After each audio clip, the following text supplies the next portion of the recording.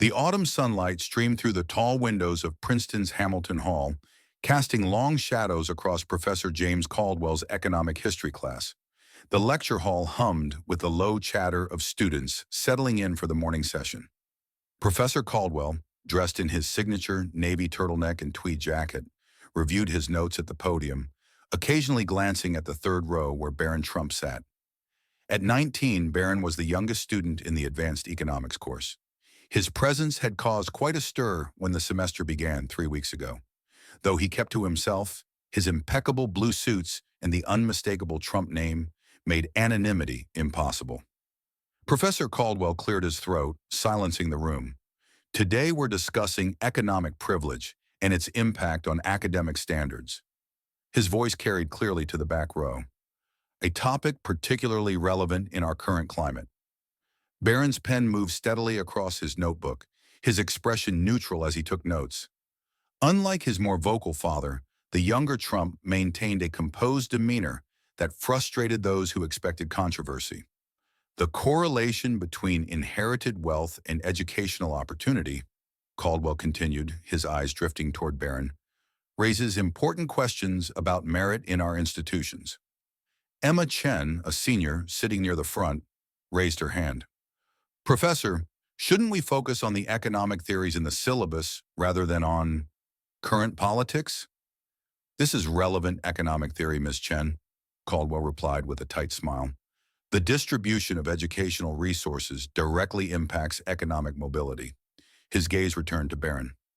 Some students benefit from connections rather than demonstrating actual intellectual capacity. A few uncomfortable glances were exchanged among the students. Professor Caldwell had a reputation for pointed political commentary, but this felt more personal than usual. Tell me, Mr. Trump, Caldwell said, abandoning his lecture notes completely, how would you respond to studies suggesting that critical thinking skills are developed through diverse experience rather than privilege? For the first time that morning, Barron looked up from his notes. The lecture hall grew silent as students turned to watch the exchange. I'd say that's a reasonable hypothesis, Professor, Barron replied, his voice measured and calm. Though I believe critical thinking is developed through both challenge and opportunity, regardless of one's background. Caldwell's eyebrows raised slightly, perhaps surprised by the thoughtful response. And yet some perspectives seem resistant to evidence-based reasoning. Wouldn't you agree? That depends on the evidence being presented, Barron countered politely, and whether both sides approach the discussion with intellectual honesty. A quiet murmur spread through the classroom. Professor Caldwell's lips pressed into a thin line as he moved away from his podium, walking slowly between the rows of desks. Intellectual honesty, he repeated, stopping beside Barron's desk. An interesting concept from someone whose family has rejected scientific consensus on multiple occasions. With respect, Professor, Barron responded, maintaining his composure, you're making assumptions about my personal views based on my last name. Am I? Caldwell's voice carried a sharp edge. Or am I simply acknowledging patterns of thought? Tell me, do you actually understand the complex economic principles we discuss here? Or are you just repeating talking points? The tension in the room was palpable. Several students shifted uncomfortably in their seats. I understand them quite well, Barron said, closing his notebook carefully. Would you like to test that understanding? Something in Barron's calm confidence seemed to intensify Caldwell's frustration. The professor returned to the front of the room, eyes narrowed. Test? Yes, let's talk about measurable intelligence. He leaned against his desk. Did you know there's research suggesting correlations between cognitive flexibility and political beliefs? I've read some of those studies, Barron nodded, though the methodology has been widely criticized for sampling bias. Caldwell's jaw tightened visibly. Perhaps you'd prefer more direct evidence. I myself scored in the 98th percentile on standardized intelligence assessments. That's quite impressive, Barron replied. His next words were delivered without malice, almost contemplatively.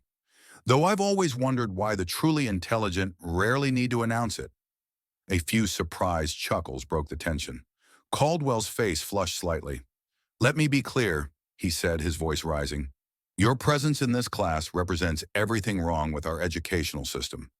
Some students work for years to earn their place here. You seem very focused on proving something, Professor, Barron observed quietly. I'm just here to learn economics. The class watched the exchange with growing discomfort. Professor Caldwell, known for his composure, seemed increasingly agitated by Barron's calm responses. Fine, let's settle this empirically.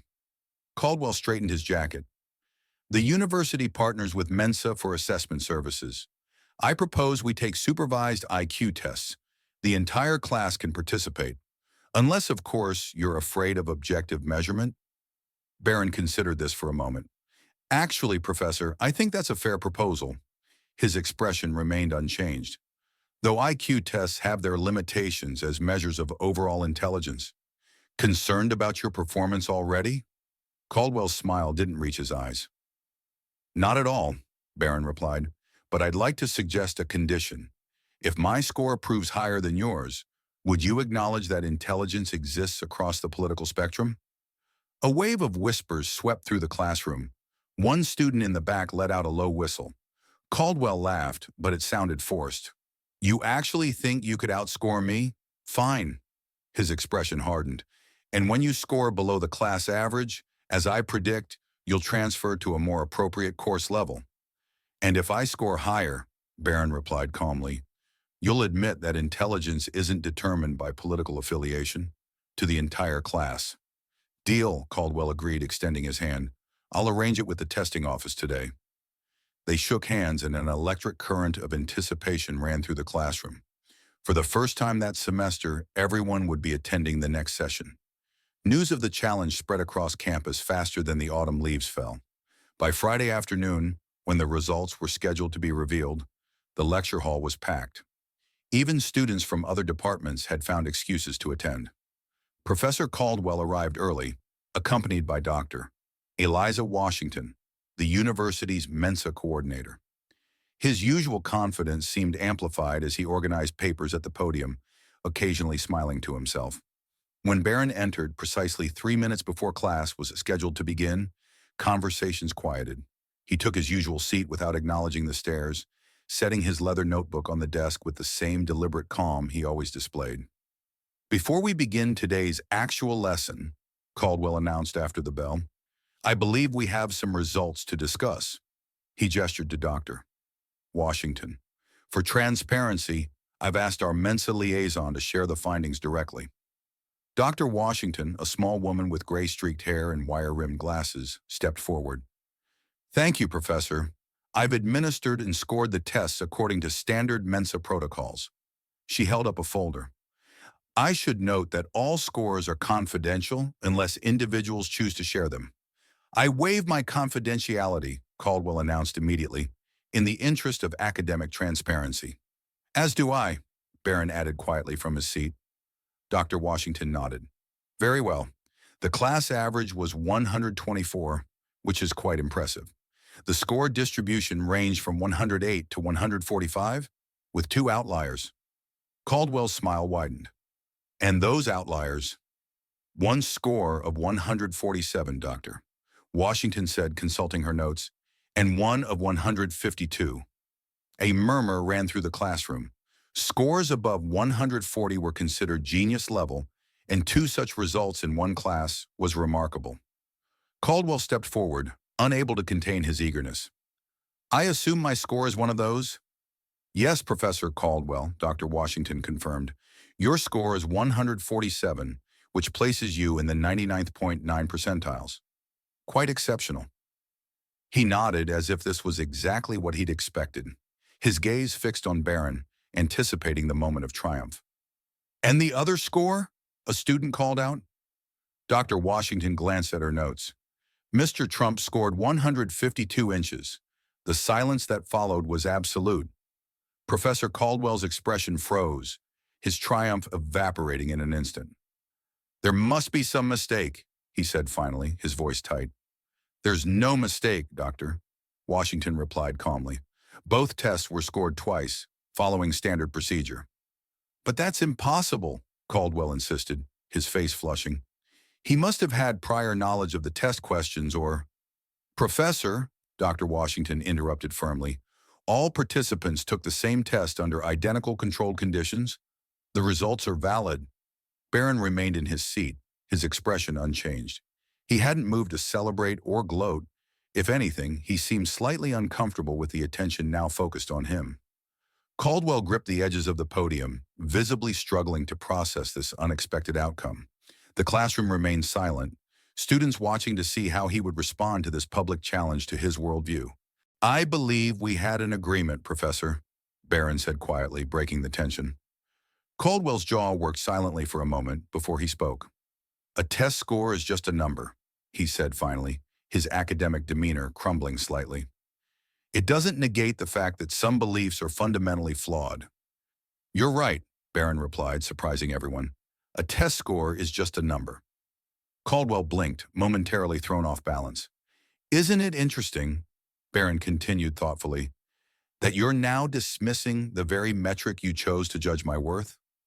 The same number that moments ago you were certain would prove your intellectual superiority?" The class shifted uncomfortably as Caldwell's face reddened further. "Don't twist this around," he snapped.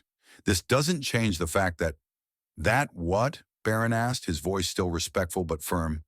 "That people with different political views than yours can be intelligent too? Because that's all our agreement stated." "Those people," Caldwell began heatedly. "Those people," Barron interrupted gently, "are my neighbors, our fellow citizens, many of whom work just as hard and think just as deeply as anyone in academia. They might not score as high as you on an IQ test, Professor, and your score is genuinely impressive, but they understand things about life, work, and community that can't be measured on standardized tests." He stood up slowly, gathering his notebook. "Real intelligence includes recognizing the value in perspectives different from our own. I hope this exercise might demonstrate that." The silence in the classroom was profound. Several students were nodding, and even a few who had been Caldwell's most vocal supporters looked thoughtful. Professor Caldwell stood frozen behind his podium, the carefully constructed worldview he'd built his career on, visibly cracking before his students' eyes. "Class dismissed," he finally managed, his voice barely audible. "We'll continue this discussion next time." As students filed out, many nodding respectfully to Barron as they passed, Dr. Washington approached him. "Your score was exceptional, Mr. Trump," she said quietly. "Have you considered joining Mensa?" "Thank you, but no," he replied with a small smile. "I don't think intelligence should be a club. It's more valuable when shared." Later that day, as the lecture hall emptied, Professor Caldwell noticed Barron lingering behind.